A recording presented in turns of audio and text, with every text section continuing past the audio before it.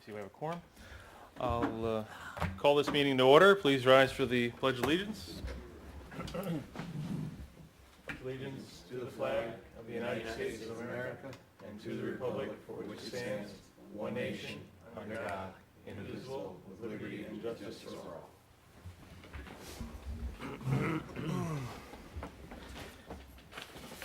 Do you want a cold one? No, I want cold water. Hey.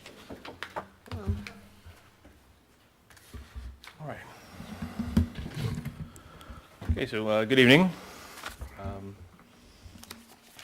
First, we have the minutes of our previous meeting. Up.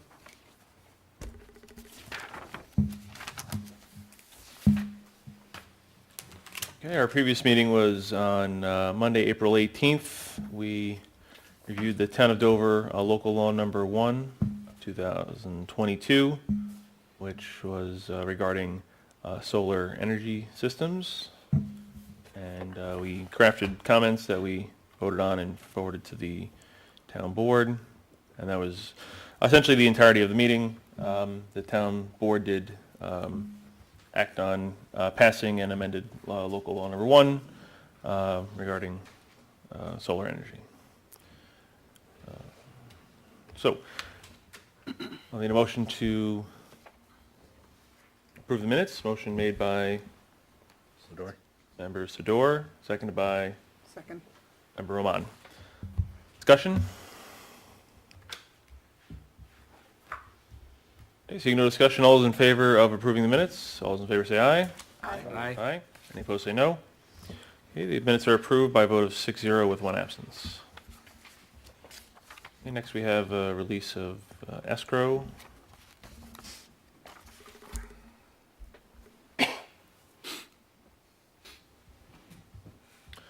All right, resolution authorizing release of planning board escrows. Be it resolved that the planning board of the town of Dover does hereby authorize that the following planning board escrow be returned to the applicants as set forth below. Savarese Dover Furnace, planning board application PB 20-174, remaining escrow $726. Bulfamonte Landscaping pre-application PB 20-176, the amount of $517. Gardner Dolan, PB 21-171, the amount of $721. Billington Lot Line Change, PB 21-183, the amount of $9.42. And Stony Brook Estates, Randallo, PB-420, in the amount of $853. This resolution is made by Member Villano, seconded by Member Sador. Discussion? Just, Yes. I do have some discussion. Yes. I've been communicating with Julie Flood about Stony Brook, or Yes. we've been playing phone tag in the attempt to communicate. Have they set up a new escrow for their project, or? Yes, Have? yes, Okay. they have. Okay, great, Okay. then I have no comments. All right. Okay, thank you. Chairman, who seconded that? Member Sador. Thank you. Thank you. Any further discussion?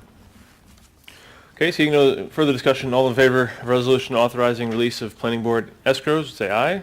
Aye. Any opposed, say no. The resolution is thereupon adopted by a vote of 6-0 with 1 absence.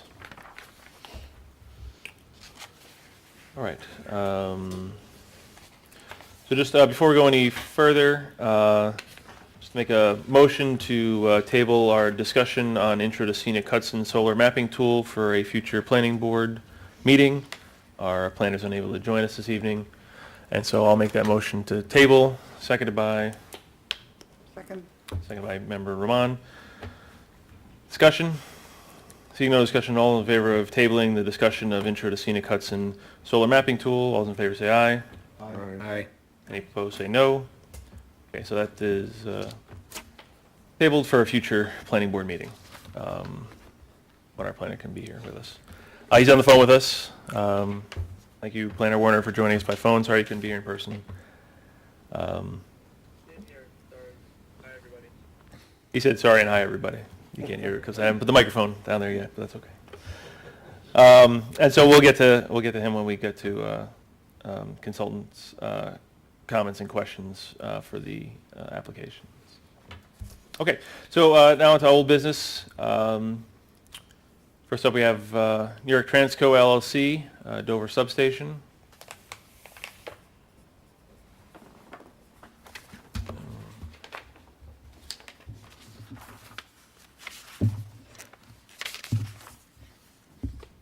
Good evening. Evening. My name's Anthony Mirando. I'm an attorney with Cuddy and Fader, here tonight for New York Transco. Joining me tonight is Sam Johnson from New York Transco as well, and Shannon Baxavanis from Transco as well. Tonight we're really here just to provide you with a quick update on what we've been working on. We've been at a number of fronts addressing a number of items over the past few months. Since January, when we were here last, we've performed a lot of work and have gotten some positive feedback we'd like to relay back to this board, in addition to our recent April submission that we provided to you and to your consultants. By way of background, in January, at the end of January, we were asked to appear before the town board, and we accepted that invitation to give a presentation, informational and hopefully informative. We took that opportunity to address any questions that the town board had, and I think it was an overall positive discussion, and now we proceeded with the planning board.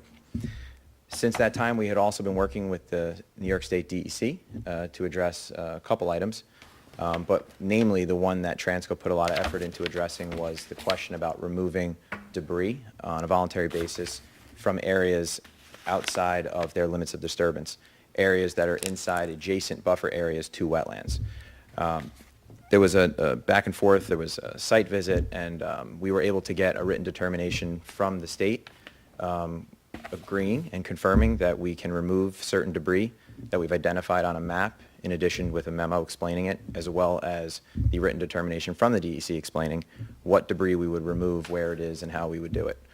So I think that was a good positive development that we were able to report, because I know that was something this board had asked us to look at closely. So Transco took that very seriously. Since that time as well, we had a couple coordinations with your staff and consultants to address some technical questions regarding the sound, which we also followed up with and provided that information. Of course, Mr. Warner can discuss that himself, but I believe we've addressed the questions that were involving our sound studies for the project. So those were all things that we're working in parallel since we've been here. We are still waiting, unfortunately, for a final decision from the DEC providing feedback on some species questions, that in tandem with the U.S. Fish and Wildlife. We're hoping to have that very soon. Let the record show my fingers are crossed.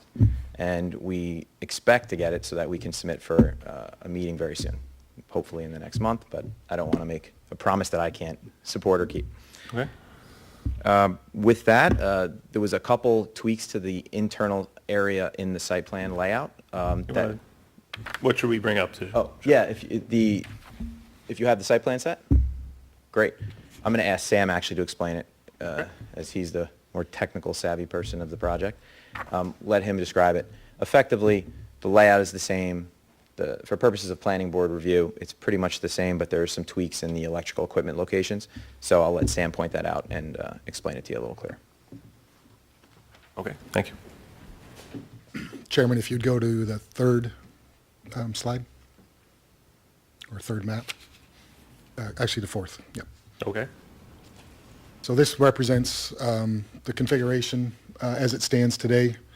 And effectively, there's two things of note that have come forth here. We've slightly rearranged the components inside of the station, or so inside of the ring road. We basically removed a switch and put a breaker in for more operational flexibility. Okay. And we've extended the paved portion. It used to end at the gate, so coming off of Route 22 to the gate at the bottom, we've now extended the paved portion to the coloring you can see, almost looks like a This fork. darker gray. It's darker gray, that's Okay. correct.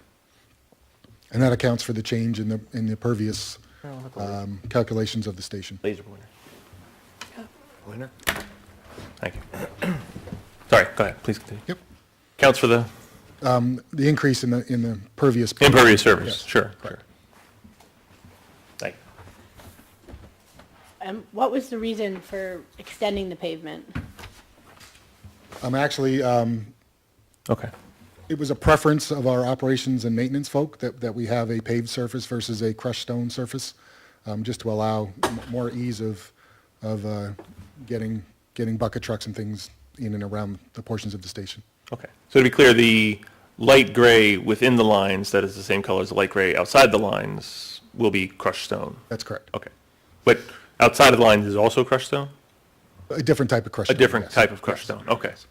Just that crushed stone is meant to be driven on, and That's correct. the other is It's a larger. not bag. meant for that. but- That's correct. Okay. All right. That's it? Oh, that was it? Yeah. Oh, okay, I thought there was more. it. Okay, sorry. Neither of you had anything further? No, Okay. nothing further. So, just something to what you said, and then something else I want to bring up. You said removal of certain debris. So what, I mean, the debris that I think was a chief concern was all the tires that we saw, and concern about what, that might be a mosquito habitat, or, is it leaching anything into the ground, or that sort of thing. But what other debris is not being removed? Well, we could bring up the map in the package if you'd like, but what I mean by certain, and this is maybe me being a lawyer, is being very, very specific about what we did talk with the DEC about and show in there. Okay. So it's almost, I don't think there's any debris that we're intending to necessarily leave, but I just, Right. And me having to deal with a lot of lawyers, it implies that certain debris means not all the debris, that What it there's means some is- debris that you are leaving behind. the debris that we've identified and walked the site, well, not me, with Sam, walked the site with the DEC Okay. and identified in the photos and on that aerial map Right. in the package. Okay. Yeah, please. So just to clarify, Yeah. the DEC does allow us to use a mechanical, basically a bobcat to get in there with a grapple. Okay. To take out. What we're not allowed to do is excavate anything. So if there is something that, we're allowed to push rocks aside, we're allowed to even cut trees down. Okay. That potentially are in a way on a limited basis. But we're not allowed to excavate. So if there's something that can't be pulled out, and some of these things are, the mechanical capabilities of these things are excellent. Okay. This is not like a crane game. Correct. Okay. Correct. So we can't get an excavator in there and dig, is basically I got you. what our limitation is. All right. This is the area outside of the limited disturbance. That's why it was very focused. Right, but inside your property that you That's correct. are Yes. controlling. Okay. In the area that we toured, yes. All right. So certain debris. Okay. And what's the best map here to see the towers that you're proposing? Inside the station? Yes. So back in the map we were just on, Yeah, the we'll same. give you the Same plan map. view. Okay. So right where your cursor is, Oh, or I was, moved. right there, yep, 4A and 4B, those are the that's correct. towers, okay. Yep. And so again, if you could explain, like, what is involved in not having towers? Meaning, if you don't have towers, you're burying the lines to go underneath Cricket Hill Road. What's involved in doing that? I know. I mean, we haven't contemplated that, so. Okay. Clearly I'd have to go back and do some homework. All right, so I'm asking you to contemplate Yeah, that. So Okay. hypothetically speaking. Yes. There would be a different set of structures in where 4A and 4B are. Okay, There would be some sort of underground trench that would then go underneath the road and Mm-hmm. into the right-of-way. And then there'll be a specialty type of structure that would take it from underground to overhead. okay, And then it would go, so the structure on the right-of-way would remain the same. right, And then there would have to be some mechanism of getting from the A-frame in the station to an underground situation. Secondary to that, there could be other electrical things that need to be installed, because going underground is not the same as going overhead. Sure. From an electrical perspective, so there may have to be different components of the substation that need to be added, which could cause us to be site constrained.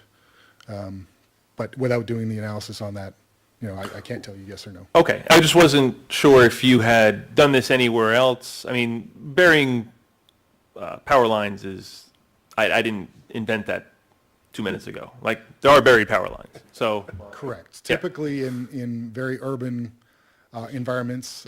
So for instance, New York City is a Sure. classic example. Everything is buried Right. in New York City. In rural areas, typically no. Not that it matters, but it's more expensive.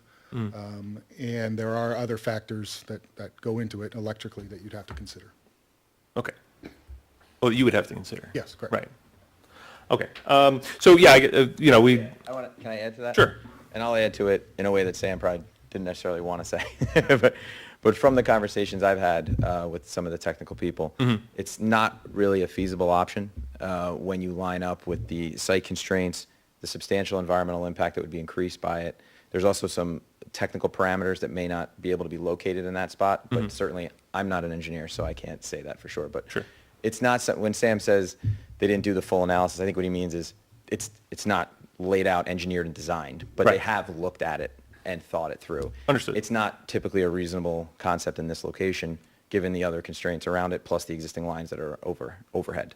Plus, it's a 345 kV line, security issues, maintenance issues. There's a whole host of things that go into it. It's not something they just brushed off lightly. sure, understood. So that is something that could be further contemplated so that the planning board is more fully informed as to here is an alternative, and then from your perspective, why you feel it's a not feasible alternative. Yeah, I think what I could say is we can give you more information to help with that. Okay. All right. And the brain sound. Chairman, may I Sure, ask? go ahead. When you say a specialty structure, what do you mean by that? Is it another tower or? So the tower that's proposed in the right-of-way would still have to be the same. There would be it'd be a lot more robust, because what you do is you bring the underground cables about a third of the way up the pole, and then you have what are called potheads. I'm getting technical on you now, but, and you're basically changing it from an underground type of cable to an overhead conductor. So the overhead conductors are, you know, maybe a couple inches in diameter, where the underground cable is going to be, a single phase will be something, you know, on the order of several inches. So it's just a transition, so that structure's got to be able to support the weight of the underground cables, which are, I think it's like 20 pounds a foot, if I recall. So these are very heavy cables that would have to be attached.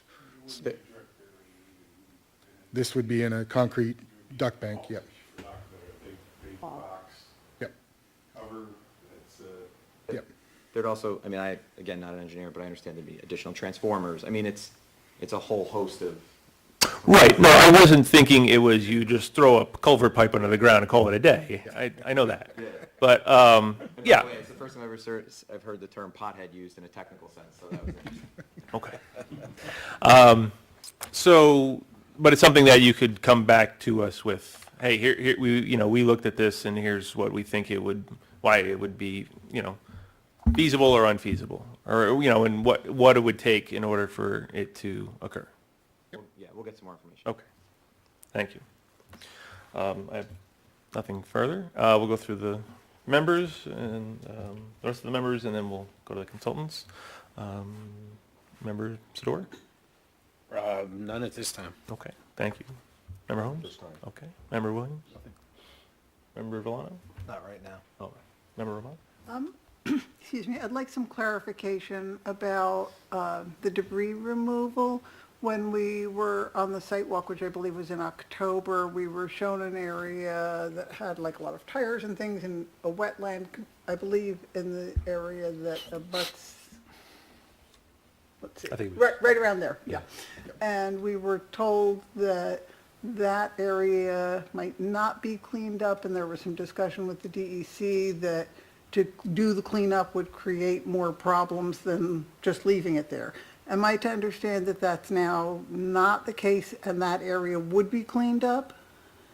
So you want to, I'll let Sam talk to the specificity of it, but what we're saying is we've created a methodology with the DEC, and that's what all that submission material was that we gave you. So if we go through it, where if we follow these distinct parameters and do it this way in these locations, then we'll avoid an impact. Because this is outside of our limited disturbance. We designed the facility so that it wouldn't be in an adjacent buffer area or wetland. Right. So we're voluntarily going in to try to help clean this up with the tires and these other items. So to answer your But we're question. talking about that same area. That's correct. Yeah, I just want to make sure. Yeah. So- But I don't think it's not in a wetland, Sam, right? We're talking about in Well, space. it was wet. It had water Put it there. this way, in a delineated Yeah. DEC identified Yeah. wetland area. Okay, So where the cursor is right now, the Yeah. hand? yeah. So that that is area. the wetland as defined. And we are allowed to go in and pick whatever's in there by hand only. Okay, And anything you can't get out by hand, it's going to stay. In the area surrounding that, which is that dashed line, that's sort of the 100-foot buffer zone. And effectively, it's that sort of just to the north. right here. That's where we You overlook. designed it to go around that 100-foot That's correct. buffer, yeah. That's correct. So that would be where we're allowed to use the mechanical grapple. Take out what we can. Again, no excavation allowed. Right, But whatever we're able to get with the grapple, then we're going to take it out. okay. thank you. And so again, like, anything that's on the surface, you could pick up by hand or with the grapple outside of the wetland. That's correct. Inside the wetland, it would have to be by hand. Yep. Okay, And only during the November to March timeframe. Again, there's a bunch of restrictions. Right, right. What we're allowed and not allowed to do that are Okay. contained within the memo. Thank you. That's it. okay, thank you. We'll go first to our attorney, Attorney Polidoro. I know you're still preparing information. I just want to remind you that we were asking for a decommissioning plan, and it's something that we'll want to see. So, yeah, I mean, let's talk further about that going forward. We've said that we would love to speak further about what the mechanics of that would look like. I mean, when you say decommissioning plan, you're talking about how do you take down a piece of buswork? Because I don't think that's what we were saying. I think what we were talking about some sort of level of commitment to remove it in the event that it was Right. no longer in the used, which event again- it's no longer used for a period of, 3 years, whatever the Yeah, yeah. timeline is, Yeah. and it becomes unuseful given Right, changes in just some technology. some obsolescence in the Right. future because we don't Abandoned. know what it might be, the energy situation might be like 30 years from now or Yeah. whatever. Again, this is, I will just say, and I think Sam clarified what he said the first time, but it's a substation, so it's something that's intended to be there for, Right, and equipment will be modified 50 years from now to continue to operate. So it's not something that is anticipated to not be there. But that said, I just want to be clear about what we mean to decommissioning plan. I think it means a mechanism for an agreement to remove it and what the terms of that would look Right. like. I'm not asking for a performance bond, given that this is expected to be an ongoing commitment. There's no life for this particular project.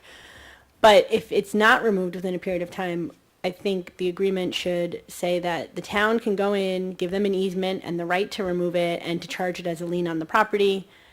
If it ever becomes an issue where the town has to do that, then at least they have a way to charge it back. Yeah, and I think that has to do with the language in which maybe a resolution was drafted or something like that, how we would handle stuff like that. But yeah, I'm prepared, yeah, we'll talk about how to do that. I just didn't, when you said decommissioning plan, it triggers something else in people's minds as to what that would look like, so I just didn't want to. Oh, yeah, no, I mean, we don't want to know that first you remove this part, then you Yeah, remove yeah, this part, then you exactly. remove Okay. that Right, part. yeah, it It's wasn't, big picture decommissioning. yes, this How- wasn't instructions on how to do that. It No, was- no, just more, town doesn't want to get stuck with a rusting eyesore in 50 years should this become obsolete. I think on the plan, you would want to, in the event of decommissioning and removal, what the end product would look like. Good point. Not just a bigger site, are you gonna revegetate it? Right, it should be reseeded and, We should put the tires back? No, you can keep those. keep those. Big All right. planters, Not like, not like Boys and West or place on the Cricket Valley before that. That's it for Anything me. further? No, we just await your future submission. Okay. Engineer Berger? I reviewed the latest package. On the SWIP, I had some minor technical comments I won't go through, but the applicant just can look at my comments, and they're just clarifications on the SWIP. On the site plan, still would like to see a sequence of operations, not to the nitty-gritty, but more of what's the sequence you're going to do to construct so that we can allocate the proper time to inspect, like what is your, you're going to put the fence up first, you're going to build the roads, you're going to put the towers in at what stage, And it's not gonna be locked into day by day or even week by week, but more big struck items. And I think that would help the town understand what's going on for purposes. Was inquiring the status of the DOT permit and the highway, county permits that are needed. So as we mentioned before, we've had our preliminary and secondary meetings with the DOT. Our next submittal to them will be in the June-July timeframe, of which we'll have our specific designs, and you're sort of on that Tier 3 phase with them. Well, they'll review, sort of the curb cuts, the actual roads, the H20 loading and all of the things that go with it. And then they'll make a determination or give us advice on things like where to relocate signs, all of that kind of stuff needs to get taken into account. But that's in that end of June, early July timeframe. Just note that the EAF is being reviewed by the planner, so it's with Aaron's looking at that. On the sound study that was being evaluated, I looked at it, but I also think the response was that corrective actions could not be identified very easily. I think we need to not go all the way into specific corrective measures, but we should have more than we're going to comply with the town ordinance. We need something in between that has a little bit more teeth to it, or a little bit more clarification. And some of the sound that I'm concerned with that we're seeing on other projects, and it is listed within our ordinance, but not very specifically, is the annoyance of the sound. A low-level hum that is continual through the night or something like that, that may occur. And if that is, and that's not going to be, cannot be identified in a sound study, because we're talking about decibels, and you're talking about attenuation of sound, which is typically done in a sound study. These sounds that are annoying are always under the decibel limits, but they're still annoying. And we do have a provision in our ordinance that, but it's not specific enough to identify what that is. So I know it's a difficult thing to try to quantify at this level, but maybe we can try to do something that shows that if there's a level of annoyance, that the proper corrective action would be either a sound fence around the transformer or some additional sound. There's all different types of ways you can provide sound attenuation around this equipment, as we saw on some of the past projects that we've worked with.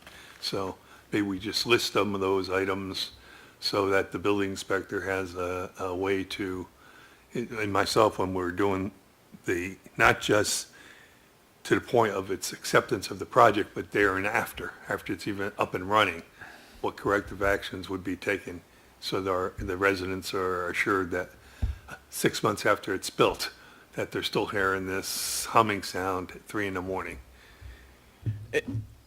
So we've talked about this before, and I think there's some speculative issues here, Yeah, I because know. you're kind of trying to prove a negative. Yeah. You're trying to see now, we've done extensive evaluations. I know Epsilon, the sound expert, has looked at the hum question, and I thought he explained in the report too that was further addressed as well, as not as compliant. But I think what you're talking about, and I could see the struggle, is the code is incredibly subjective. Yes. So there's no real objective measure. So to say that something's going to make a sound and that we'll do this to resolve it is difficult, because we don't really know what that is, because we don't see it yet. We're compliant. Very conservative analysis has been done at this point. I will absolutely encourage that we continue to talk to you and identify anything else we can do. I just don't want to get into this incredibly subjective, speculative area where there's nothing we can really say to beyond what we've said. The one thing I'll add is the facility that's been designed has incorporated some sound enclosures on the transformers, some other things to help protect against some of those things you're bringing up. So they are fully aware. They're definitely looking at that, but we will continue to talk about that. I'm trying to measure expectations on what it is we can provide to address it. It's a tough one, because when the sound annoying is there, you know what it is when you hear it. And we've seen that in 2 past projects.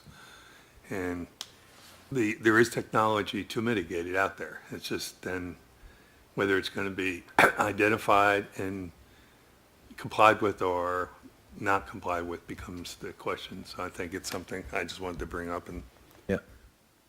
let the planning board consider it.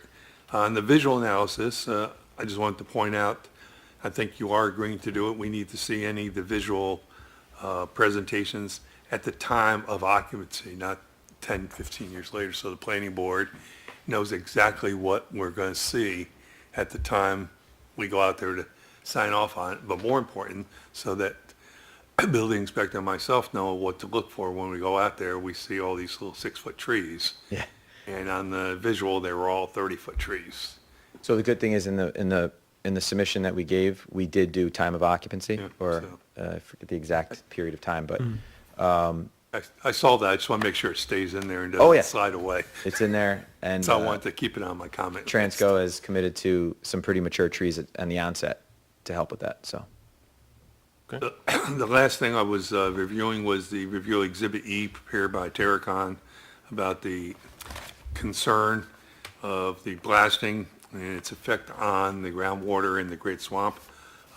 We have, our office looked at that extensively. We've done quite a bit of blasting analysis in our 40 years of experience working around other swamps and other wetlands as well in Dutchess County. We feel there's no, I wrote my explanation out, so I'm not going to read it, but we don't feel there's a issue with the blasting on this site, and we don't feel there's any negative effect that will occur to the Great Swamp as a result. Okay, So that's the last of my comments. all right. Thank you, Engineer Berger. We'll now go to our planner, Mr. Werner. Yes. Oh, I guess we can hear you fine now. Can everybody hear me? Oh, yeah, I turned the volume up on the phone, so there, I think we're good. All right, great. Okay. So if you want to pull up the memo, I can walk through it. This is basically comments left over from the December review that we did. Anything that was still, wasn't resolved or we still had follow-up on, I left in. If anyone's interested in looking at the history of the comments, there's, we had a memo from October also, which is on file with the town.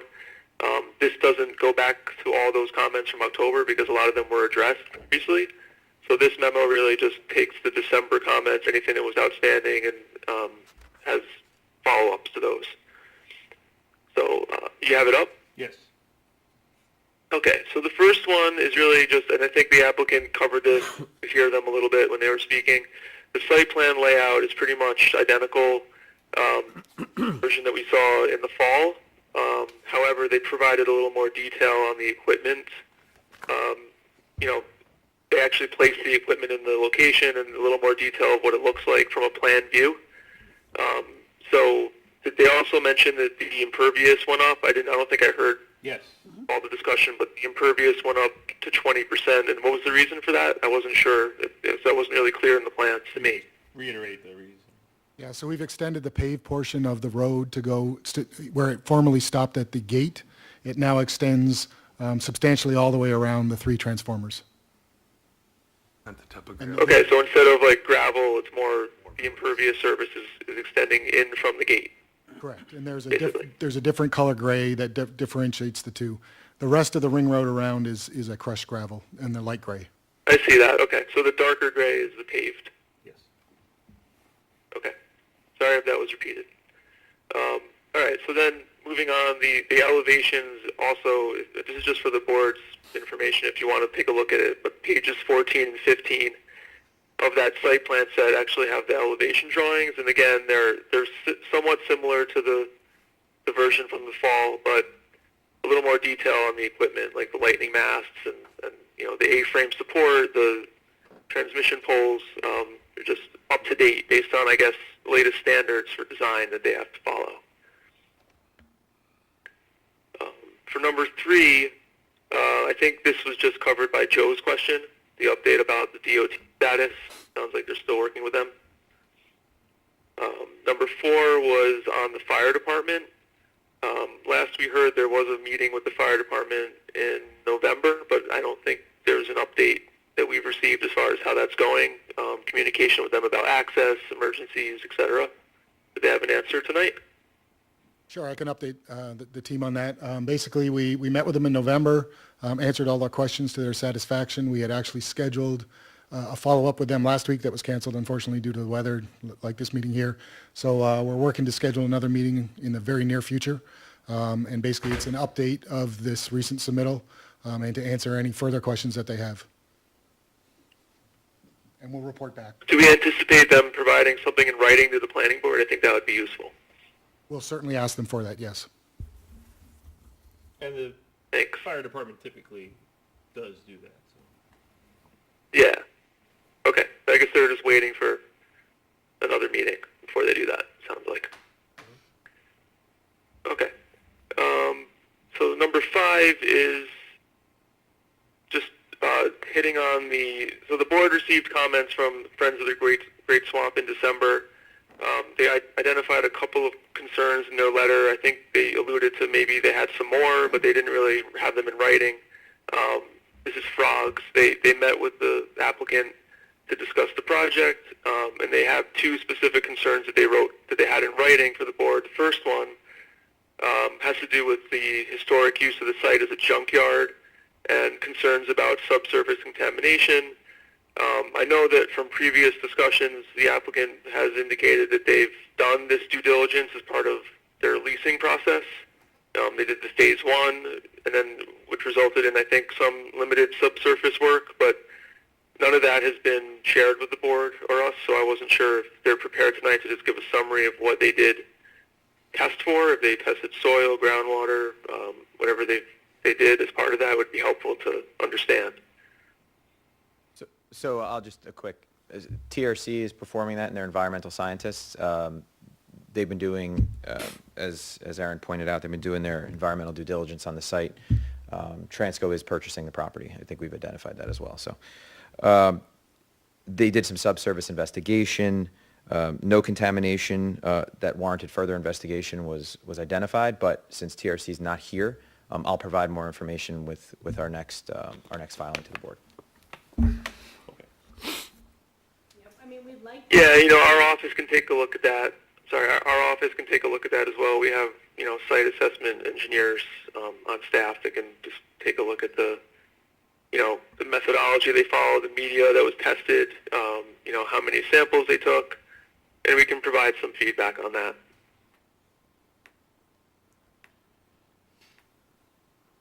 Okay. Did I interrupt Victoria on something? I'm sorry, I heard somebody start talking. No, sorry, Aaron, I didn't mean to interrupt. I was asking for the phase 1, but I got a head shake back in return, so we'll just keep asking for it. Well, that was the first time it was asked, but it is typically, this is pretty typical in real estate. Those documents are typically confidential between the seller and buyer or whoever's working on it, so it's not unique. We have received them in the past because when you come in, as long as we're getting the data, the report itself is not the important part. It's what you tested for and what you found.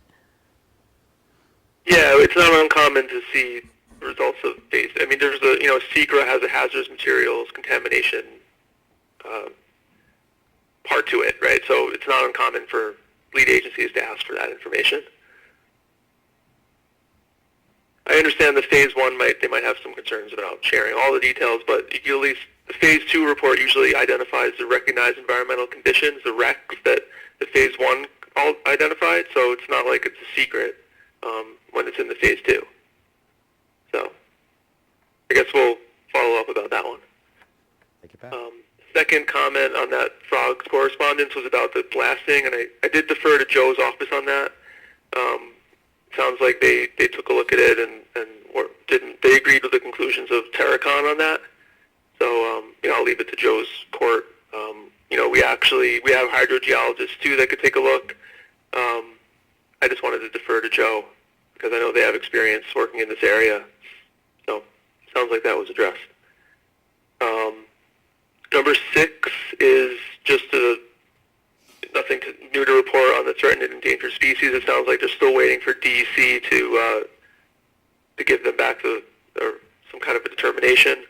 And my estimate is that we're looking at Indiana bat, bog turtle, timber rattlesnake, and the New England cottontail. Those were the species that they did identify originally for additional information. So if I'm missing any there, I apologize, but I believe those are the main ones that we're looking to see feedback on.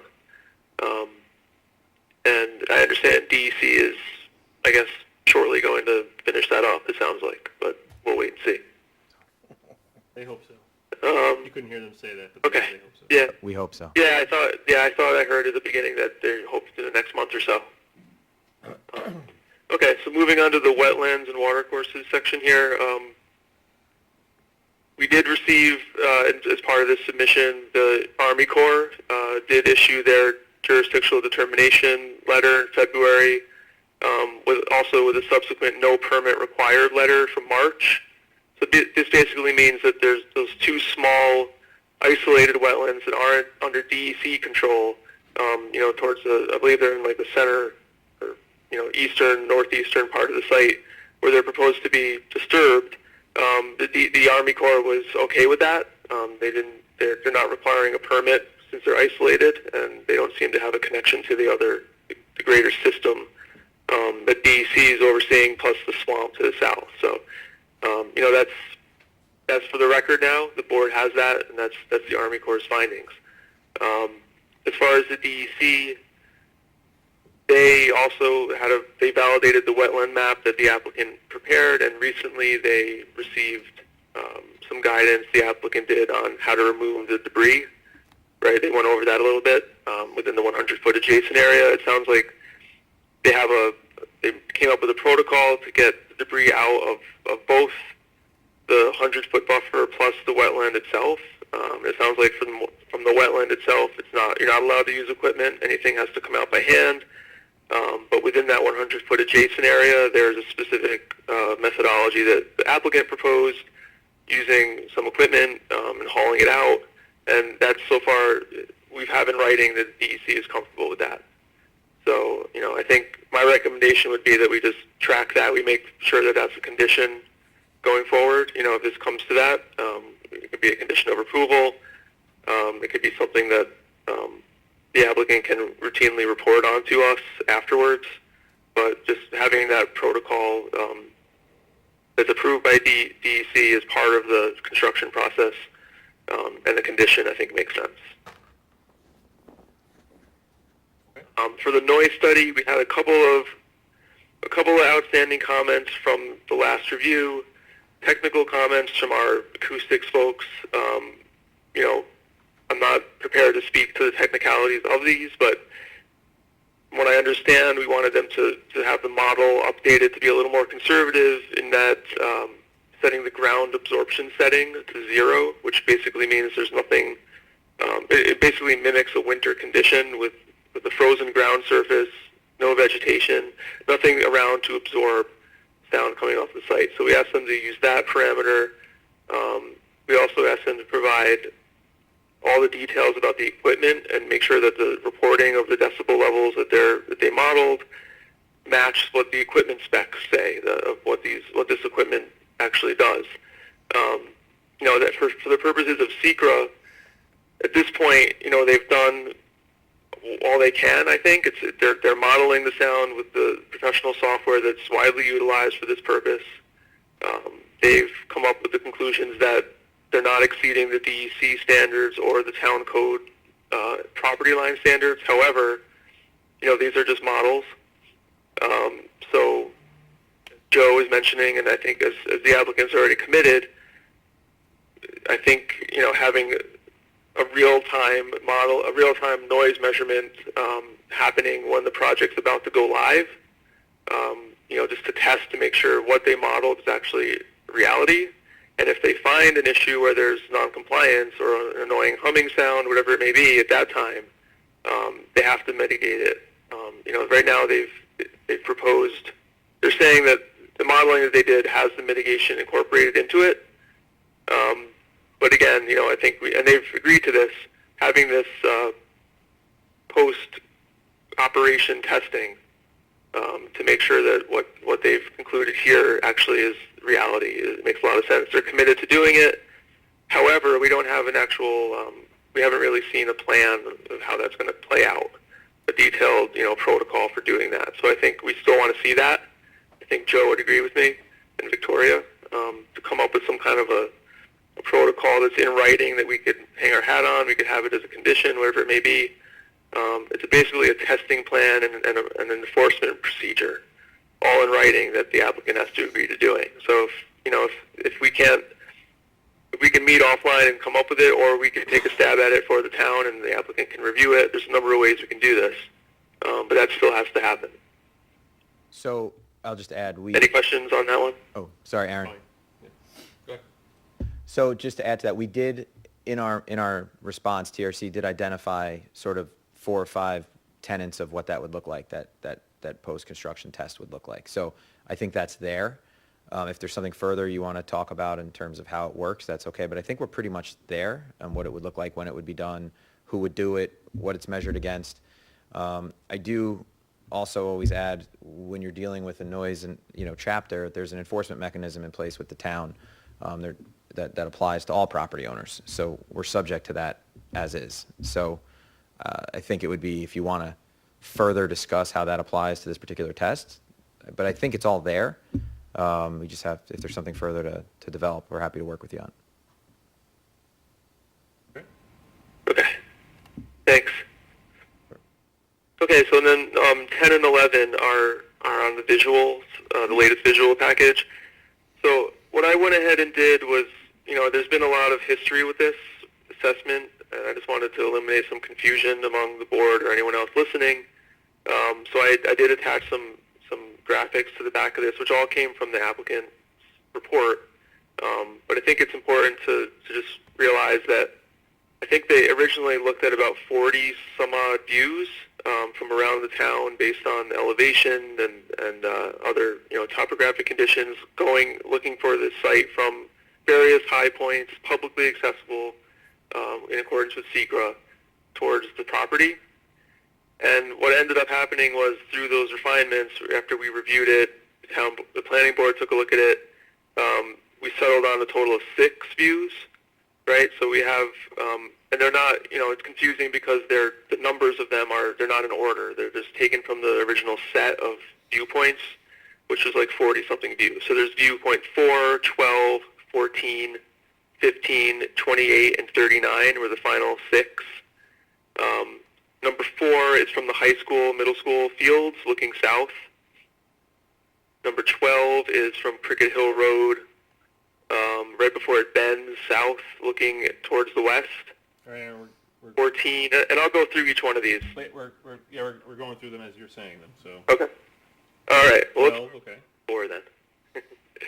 So what I did here was the applicant did a good job of identifying the things that are new versus what's existing with the blue circles and the numbers.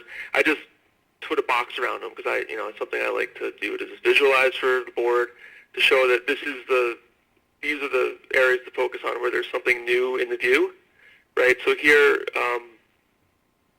this is just showing the equipment that's visible, and I believe 1 and 5, the area of 1 and 5 are right in the middle of the view. There's already a lattice tower there that's about the same height that's going to come down and get replaced. So it's kind of a wash, those for that view. This is And then the view a little... This is yeah. for 14? I'm sorry, I'm looking at viewpoint 4, which is the first image in the attachment I have, Yep. Got it. the high school fields. Mhm. Yeah. So the 2 in the middle, that I think it's 1 and 5, Yep. are... In that place, there's a lattice tower existing that will be replaced with this equipment, right? And then the equipment over to the left side of the view is mostly obscured by the vegetation. And this is in a winter view. All these were taken in a winter leaf-off condition to get the most conservative look. You can see all the way to the right side, there's an existing transmission pole, I believe that is, number 2, in the green. So anything that's blue, I went ahead and just tried to highlight. So then moving down to the next one, which is 12, this is Cricket Hill Road looking in a southerly, westerly direction, slightly before the road bends south, looking at the site from there. And here we have the 2, I guess these are lightning masks, I believe, that are visible in this view, again with the vegetation leaf-off condition. I think from this you can tell that if it's in the summer view, it would be pretty well screened. And again, the applicant can explain, and they're a consultant that did this stuff, but the model that they used here, it's fairly common for these types of simulations. It relies on like the LiDAR data. It's pretty accurate as far as, getting the model set up, and then you just superimpose with photos. So, I know there's been a lot of talk about balloon tests as a possibility. Our office, usually balloon tests are more appropriate for buildings. In this case, we've got several pieces of tall equipment, which, in the case of this simulation, they've been able to show from various locations and at the accurate scale. So, the board still reserves the right to ask for those things, but, in our opinion, I don't think it's necessary. We can move on to the number 14, which is, again, from Cricket Hill Road. This is looking northwest. This one shows the Cricket Valley smokestack. It shows the existing transmission poles in green, the green circle, and then I just boxed around what's new in the view, which are these number 3 would be the lightning masts, and 4, 5, and 6 are with the transmission poles and the A-frame support. Okay.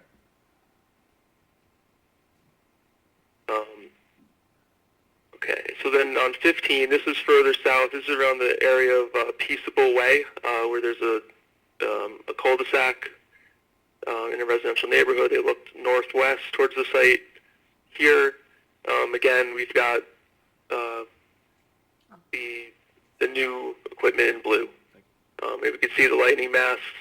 You could see some of the transmission poles, but again, this is the leaf off from this view.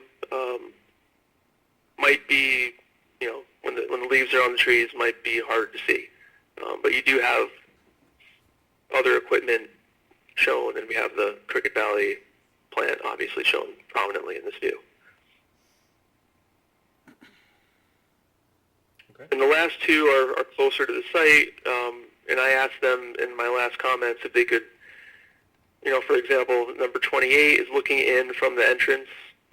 I asked them if they could show, in addition to the 5-year growth, if they could make a note about how tall these trees will be at mature height. So the left side of the view is the at install height, and then on the right side is the 5-year growth. But they've noted in the legend there what it would be at maturity height. So we have 18 feet for Wichita blue juniper, for example. The Norway spruce is about 28 feet at 5 years, but it could go to a maximum of 50 feet. So I asked them if they could provide that for context, and they did here. And this is all in relation to the latest landscaping plan that they've produced. So both of these, 28 and 39, are doing the same thing, but 39 is looking from Cricket Hill in the southerly direction. Here is where they're proposing to have, existing vegetation remain on the edge, but they're also going to propose a lot of evergreens after that, or between that and the operation.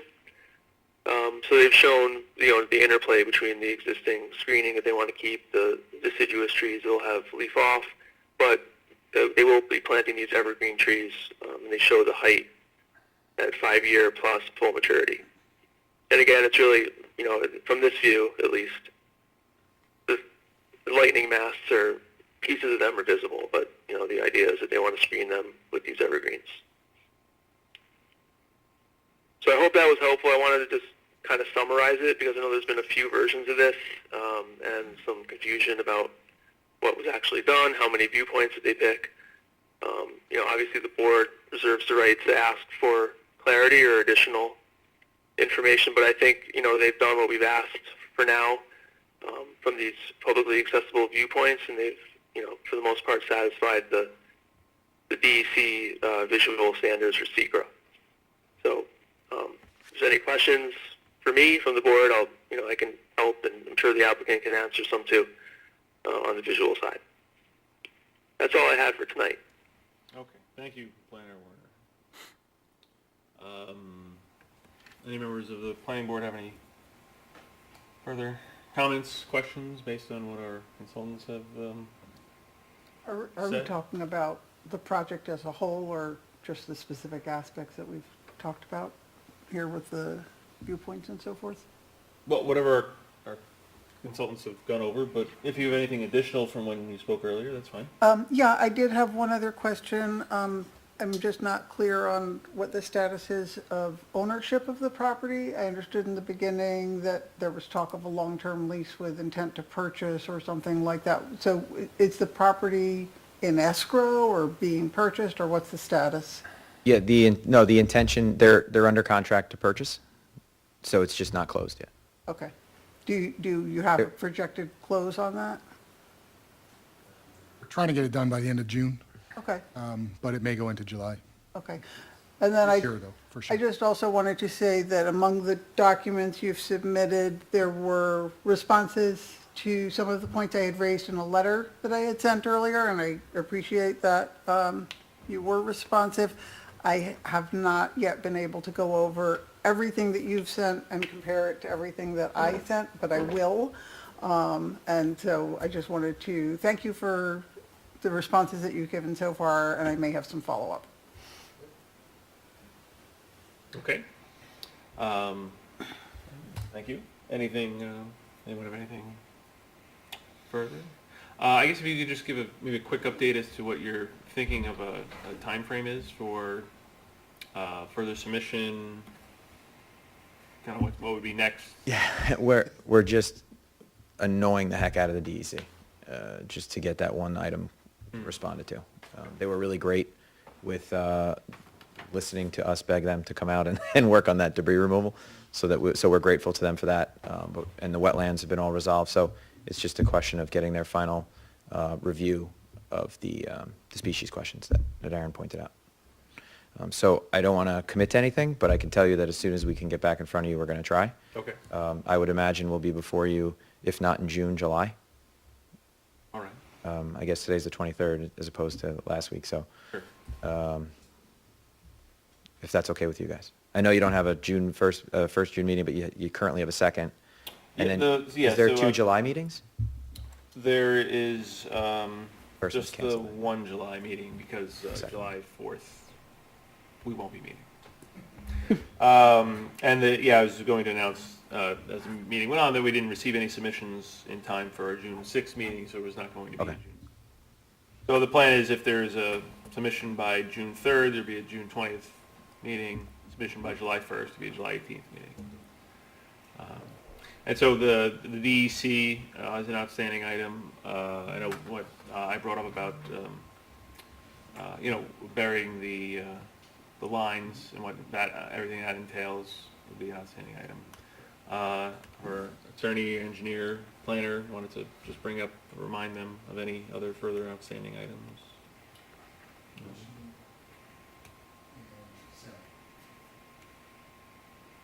What?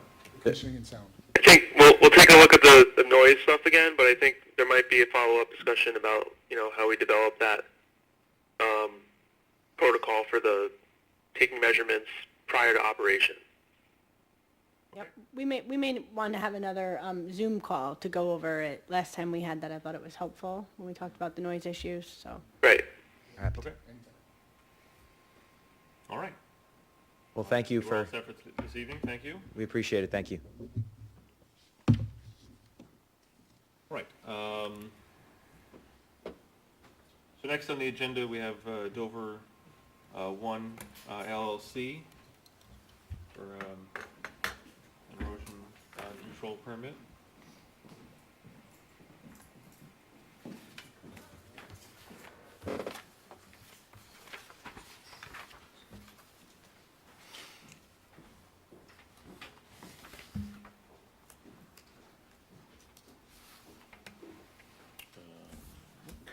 Marilyn, did you change the date?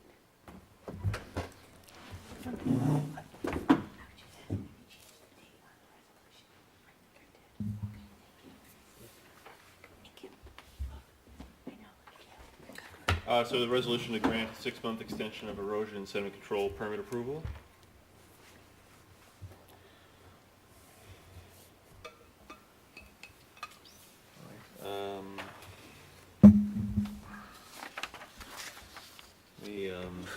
Let's go through the resolution first, and then we'll open up to discussion. The resolution to grant a 6-month extension of erosion sediment control permit approval, Dover 1 LLC. Whereas on June 7, 2021, the planning board granted Dover 1 LLC, also known as the applicant, site plan erosion and sediment control permit approval to construct a swale in order to replace an existing culvert and convey an existing stream to the Wells Brook, Class C stream, collectively known as the project, on 2 properties located at 34 North Nelly Hill Road, tax parcel numbers 7063-00-591318 and -560320, collectively known as the property, in the HM zoning district and floodplain and stream corridor overlay, or SC districts. And whereas the project is depicted on a site plan entitled 34 North Nelly Hill Road, prepared by Connolly Engineering, dated January 12, 2021, last revised March 15, 2021, known as the site plan. And whereas site plan approval was conditioned on satisfaction of 5 conditions of approval: 1, payment of all fees and escrow; 2, approval by the attorney for the planning board of the cross easements and maintenance agreements between Dover 1 LLC and TNF Holding Corp., permitting the construction and continued maintenance of the project; 3, the issuance of a stream disturbance permit by the New York State DEC; 4, revision of the site plan to include a riprap check dam or a core log at the connection to the existing stream at the start of construction to prevent sediment from going downstream, which would itself be removed once sufficient grass for erosion control has grown. 5, revision of the site plan to include a note indicating construction of the ditch would occur, construction of the ditch would occur from downstream to upstream, and periodic check dams would be provided to hold back sediment until sufficient grass for erosion control had grown. And whereas erosion sediment control permit approval was conditioned on 3 conditions of approval: 1, submission of an escrow fee for the cost of site plan inspections by the town engineer; 2, submission of a performance guarantee in a form, substance, and matter satisfactory to the town board and town attorney; and 3, that the permit would only be valid for 1 year after issuance. And whereas site plan approval is initially valid for 18 months pursuant to Town of Dover zoning law 145-68, subsection E, subsection 1, and is set to expire December 6, 2022. And whereas pursuant to 65-8H of the Town Code, the Planning Board shall fix a reasonable time period for termination of It's an extra word. Oh, Of an- of N, the N should come out, I'm sorry. Of N erosion and sediment control permit. termination of a sediment control permit, but in no case exceeding 1 year's duration. And whereas the erosion sediment control permit is set to expire on or about June 6, 2022. And whereas by email dated May 10, 2022, the applicant has requested an extension of time to complete the work authorized under the erosion and sediment control permit, and whereas pursuant to section 65-8K of the code, the planning board may grant an extension of time to complete the work contemplated under erosion and sediment control permit if, in its discretion, the planning board finds that such extension was warranted. And whereas permit renewals for our type 2 actions under SECRA, and whereas the planning board has considered the particular circumstances of the applicant which warrant an extension thereof, and whereas the applicant has submitted and is working with the planning board attorney to revise a legal document to reflect the cross easements and maintenance for the ditch once constructed across the property at issue, and whereas the applicant asserts that it has been actively working with the DEC but has yet to receive their final approvals for the required permits, now therefore be it resolved that the planning board hereby grants the applicant a 6-month extension of time to, and including December 6, 2022, to complete the work authorized under the erosion sediment control permit, subject to the following conditions: 1, payment of all fees in escrow; 2, within 15 days, submission of evidence to the planning board that the performance guarantee in the amount of $20,825 is in full force and effect through December 6, 2022. Be it further resolved that before the authorized official may issue a certificate of compliance, the planning board engineer shall provide the authorized official with a written statement indicating that all work authorized in the permit has been completed in accordance with the approved permit. This resolution is being offered by So moved. Member Sador, seconded by Second. Member Holmes. Right, discussion. All right, so just wanted to read through something, just to just kind of start a brief discussion about this. So the planning board reviewed and approved an erosion sediment control permit to allow the applicant to construct a swale and modify a culvert to assist with drainage problems on the property. The planning board does not have any enforcement authority and cannot make the applicant undertake the work. Granting this extension request will enable the applicant to begin construction as soon as all conditions of approval are met. If the board were to let approval lapse, the applicant would need to go through the reapproval process before beginning, causing additional delay. So my thinking is that we, and certainly open to discussion. My thinking is that we should approve this extension of the erosion control permit, because for all we know, they may get the approvals from the DEC tomorrow or next week or next month, and then they can't move forward if we have not extended their erosion and sediment control permit. So I don't want it to fall back on us as though we aren't doing what we need to do in order to allow them to move forward with this very important project that really does need to happen. So, but I want to hear what other people think. Do we know that they've submitted everything to DEC that's required, and it's just simply waiting on DEC? Yeah, what do we, let's hear from our engineer. No, we don't know, because that's something that's not typically shared 100%. We do know they're in conversation with the DEC, so at least they've done more than the last time. I know the DEC's been out at the site looking at it, but that's much as information as we can get, because it is between the applicant and DEC. I did have a discussion with the project attorney, who also appears to be a principal of the project. He did indicate that he thought they had provided DEC with everything DEC needed as of about 2 weeks ago, but, whether that's true or not, I'm not sure. My recollection is that the DEC had concern about bog turtle habitat. Yes. Right. About what habitat? Bog turtle habitat. A bog turtle. Mhm. And a few more items. Basically, the town is working on the Nelly Hill Bridge, which is barely 1,000 feet downstream, and we are going through the DEC process for our permit. And there's bog turtles, and there's eagle, and there's a whole list of things that they need to.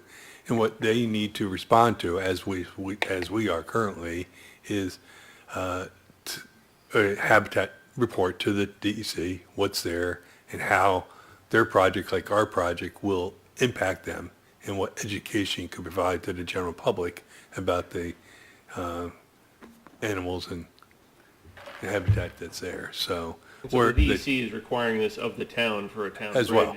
1,000 feet away. It Yeah. seems very likely they are making a very reasonable requirement of an applicant. absolutely, it is, and the town is going through that same reporting right now for our project on Nelly Hill Bridge. Any members have any comments, questions at this time? Okay. As good as we're gonna get. All right. So, and again, I think what, I mean, my hope is that this would get going, obviously. But maybe if our attorney could just speak to what happens, I guess, 6 months from now, when it's November and we're looking at December 6th and things happen, in your legal opinion. When we're looking at that, again, they're going to be asking for an extension, and I think at that time, we asked them to come in and explain to the board what steps they've been taking towards completion of the project. But again, if you don't grant the extension, it just delays the project, because they're going to have to come in for reapproval. So from the planning board's perspective, granting the extension helps keep the project active and enables them to begin work if and when they are ready to do so. Because once they get their DEC approval, then they really have no excuse, in everybody's opinion, I would think. Right. Okay. Can I say something? Yeah, of course. Well, you still have time stipulations with the turtles. Yes. So they're gonna go up against November 1st, correct? Then it's December 6th that it's gonna be cut off. Potentially. So you're giving them 6 weeks? We were going to give them a 6-month extension. If you want, I mean, we can change the dates now to 3 months, 2 months, and ask them to come back in 2 months and give you an update. And, you know, every 2 months, have them come in. Yeah, we got to know that they're operating in good faith at Because least. ideally, my understanding, correct me if I'm wrong, you know, that this work should take place July into August, September, when it would probably be driest. Might be the best time to, But wait, what are the turtle restrictions? What months do you have to do the work? Is it between, I don't know those offhand. I would turn to Aaron, but he's the. yeah, is he still on the phone? Planner Werner? I'm here. I have to get back to you on that one. I don't know the specific dates for bog turtle restrictions, but I know there might be some. Yeah, I I'm have to ask my colleagues here. not sure I offhand. believe it's, I believe it's Member November Holmes 1st. believes it's November 1st. Okay. So you're only giving them 1 month. Well, Well, we're giving them the next 6 months, but we were Yeah, just but you saying. can't do anything. right. Well, what he's saying is basically we're giving them a year, because if we give them a 6-month extension, they're gonna have to get another extension because they won't They be can't able do to it do the at activity. That's what we're saying. You know what So- I mean? So if you can give them the winter block to get their work done. So, They'll have to come back in a few months and say, can I have another extension? Right. So are you proposing we amend this to make it a 2 month? we can make it a 2-month extension, and then we can, Month on top of December? no, 2 months, 2 months to, July. Yeah, so right now their erosion sediment control permit expires as of June 6th. So it'll be August 8th, August 6th. So if we don't approve this, they don't have an erosion sediment control permit as of June 7th. Yeah. So the idea of extending this is to allow them to do the work basically over the summer into the fall. Yeah, but if they can't do anything until November 1st, Right. But they have to. they have to keep the application If alive. they get their DEC permit, there's gonna be at least 3 weeks of logistics to get the thing going. Hiring Oh, you're saying they can't start the turtle work until Yeah, December, November, But understood. that's in the stream, remember? Yeah. They can still do a lot of the construction work between. But at that point, they can come back in and say, we have all our permits lined up, we're ready to go, give us this extension. I mean, part of the problem here, I'm not sure if everyone's aware, is that there's an existing flooding issue that this project was going to help with. And so it's been a very wet spring. Some neighbors are very anxious as to why this project hasn't started yet. So also on this project, the DEC permit, it would only be at the discharge point. There's a large portion of that stream, the channel, that can be constructed without the DEC permit. But they need both the DEC permit and our erosion control permit to do the whole project.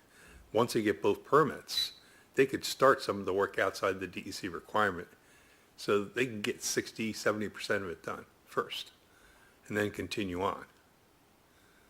The whole point I'm trying to make is that if they you give them the 6-month extension and they can't finish the project because of the turtle, you know, in that 1 month window.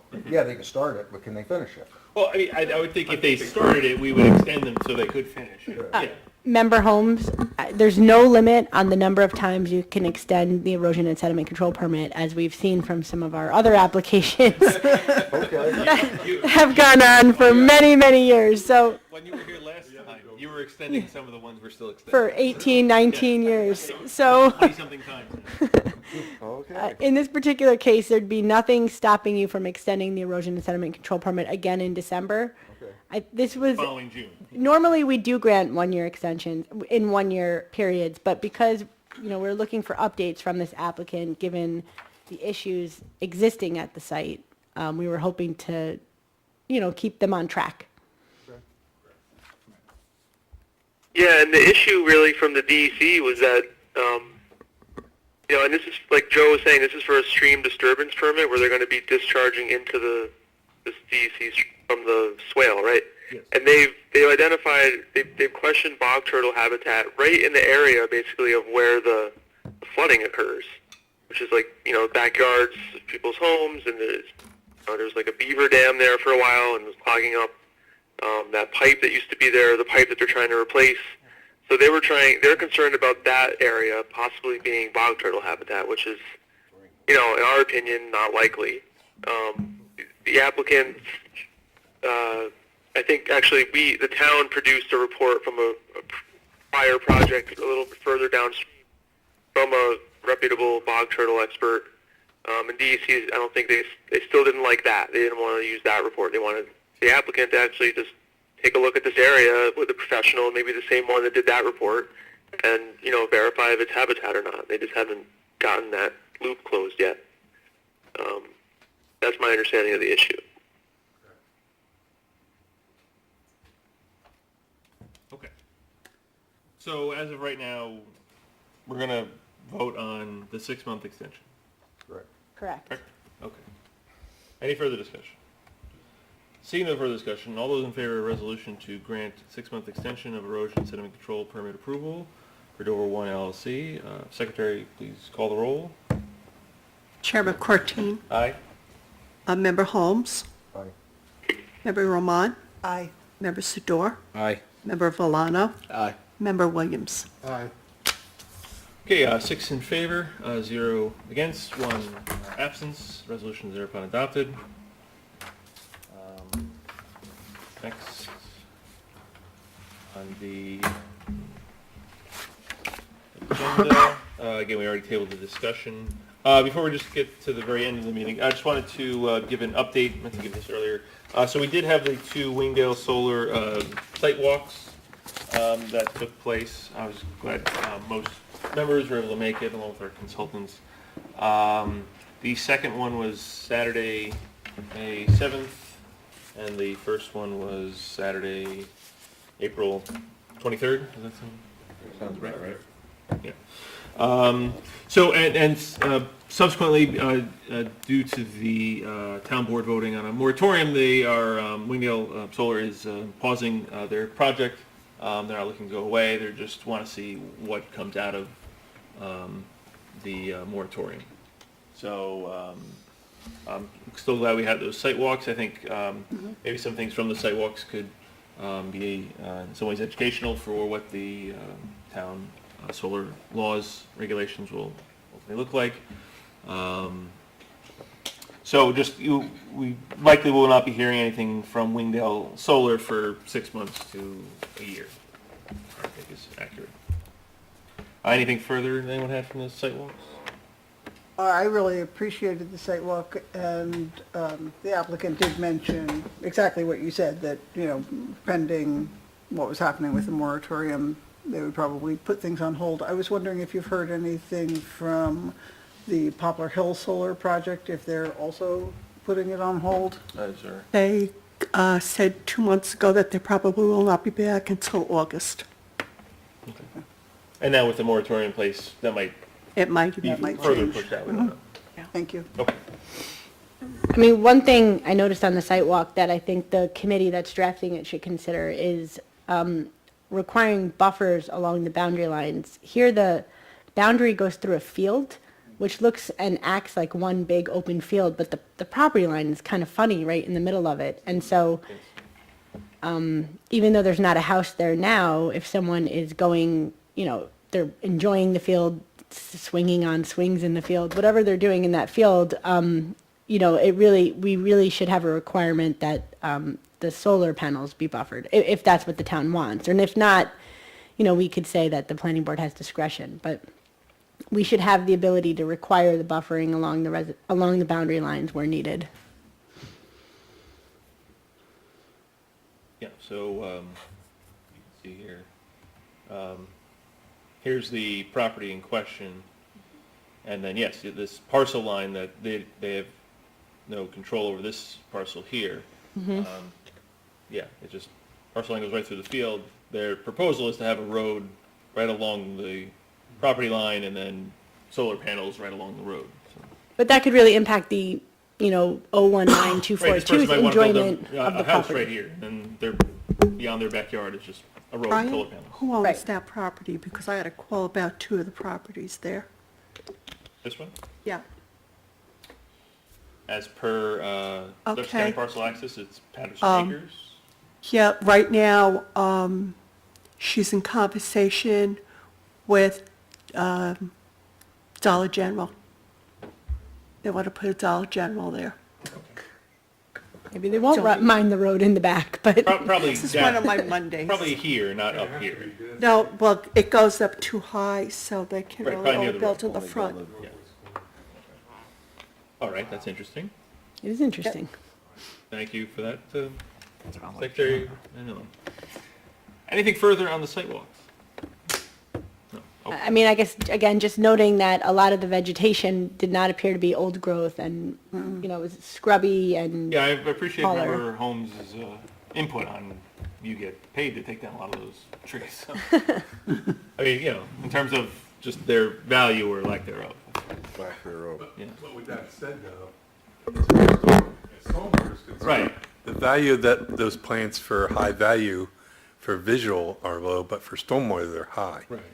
So when you remove that scrub and those trees, the stormwater runoff goes very high to a large amount, and DEC does not take that into consideration for solar farms. Right. They pretty much give them a pass.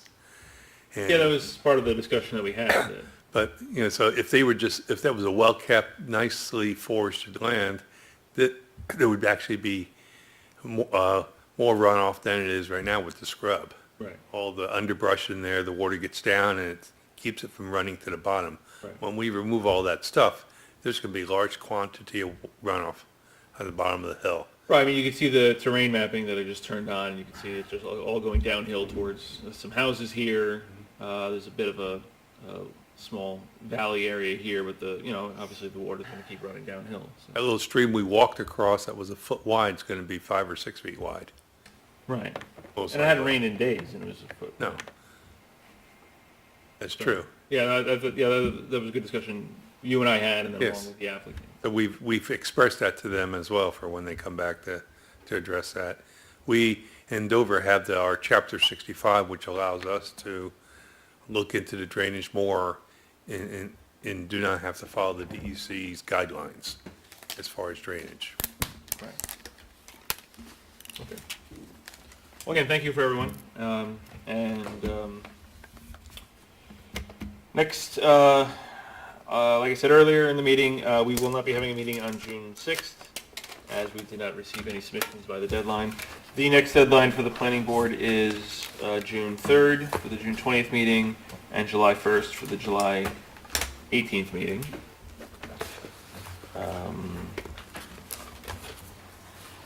Hey, Ryan?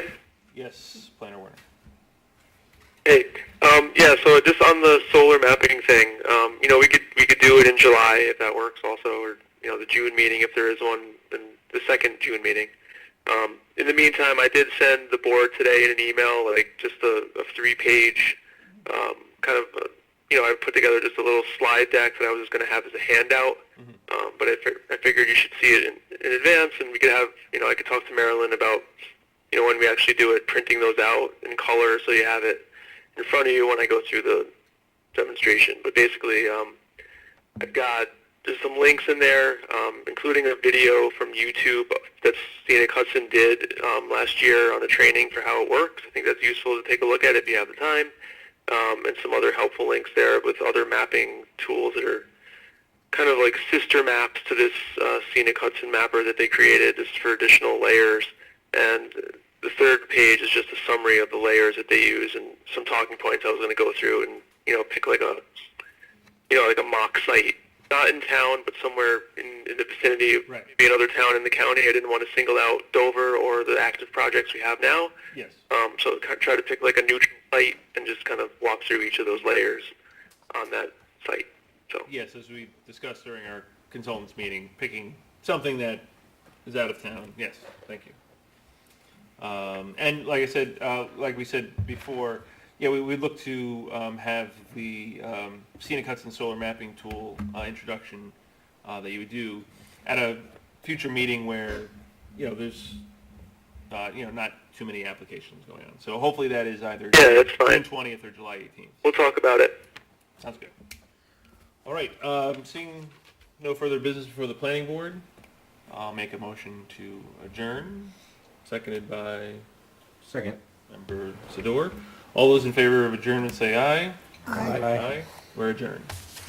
So go ahead and take your stand, and if you can't let it go, yeah, just let it go. Hey, just let it go.